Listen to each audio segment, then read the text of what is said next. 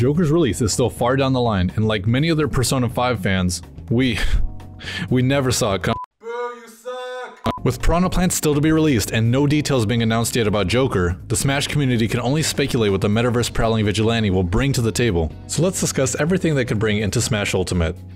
This list will include attacks, special moves, final smash, soundtracks, costumes and logos, stage possibilities, and overall aesthetics of the game. Sakurai has come on record saying he's a fan of making creative characters in Smash Bros. Because of this, I don't believe the Smash team is going to make Joker your average fighter with average moves. They're going to make him fun and gimmicky, in the good sense of the word. With the multitude of gods, demons, and shadows Atlus has worked with in the past, there are so many attacks to choose from. But let's focus on the main persona I believe they're going to zero in on. My boy Arsene. Now, granted, Arsene is the first persona you get in Persona 5, as it's Joker's core persona.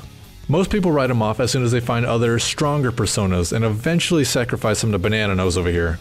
But I think Sakurai and the Smash team, which isn't a bad name for a boy band by the way, are going to use Arsene as Joker's special moves. Being an extension of Joker, Arsene is flexible and can be attributed with different types of attacks. Joker will attack like a normal character, but during his smash attacks, Arsene will appear behind him to aid him, allowing Joker to use stronger attacks like Cleave against his enemies. Alternatively, they can give him several different personas with different elemental abilities, similar to Robin's tomes, and give Joker an SP meter that depletes when using persona-based attacks. The SP meter can slowly regenerate over time, allowing for strategic balancing of stronger persona attacks with quicker standard hits.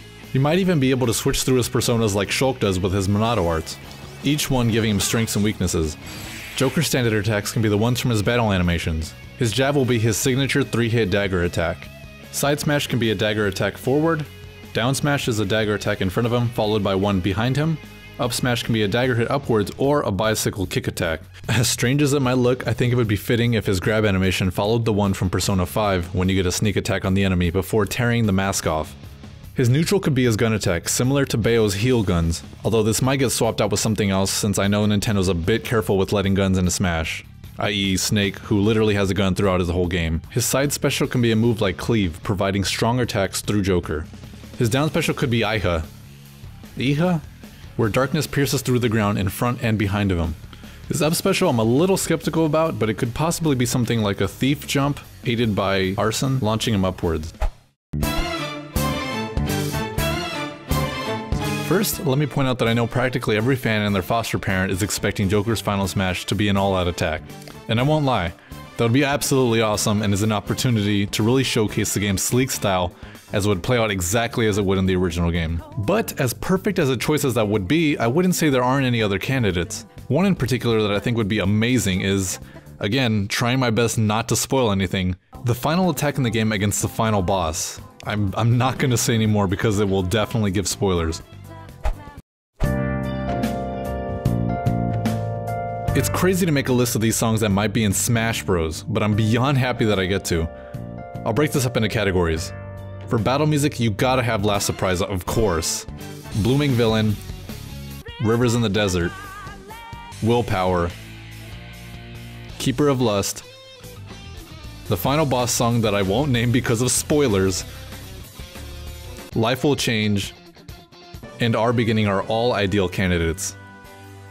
Possible entries are Awakening, Sweatshop, Collapse of Arrogance, maybe The Whims of Fate because it's a bit fun, Break In to Break Out from the animation, and Blood of Villain. A couple iconic songs they might add because they represent the game are Beneath the Mask, Wake Up, Get Out There, and Phantom. The amount of song really depends on behind the scenes stuff with Atlus and their willingness to work with outside companies. They may have restrictions on some music such as Square Enix, which is why we only see 2 songs from Final Fantasy and why Cloud only talks in Japanese. Square Enix has some binding contracts that makes it difficult to get around that. Probably won't be much of a problem though. I get the sense that Sakurai and Atlus are more than happy to work together. I mean, look at that smile. It's adorable. Heck, they might even throw in some songs from previous Persona games. Alright, costumes. What could they possibly do with 8 different slots? Well, what would be extremely cool is if they made Joker's alternative costumes into the rest of the Phantom Thieves, but exchange Arsene with their respective persona. sort of like what they did with Bowser Jr. Of course, it's a stretch and I know it'd be a huge workload for the team to create several different character models, and even double that with each character's respective persona.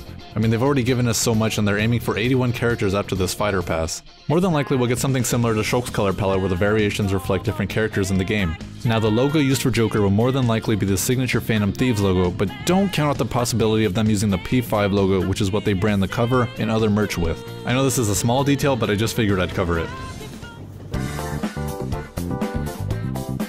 Alright, stages, I'm caught between what would be the most Smash-like stage and what would represent the game the best. A stage like Futaba's Pyramid would be the easiest to create, but wouldn't be representative of what the game had to offer. The location from the final battle would be a decent stage also, but I don't think they'd want to give that much away. Shoot, I'd be happy fighting in the middle of Shibuya Crossing.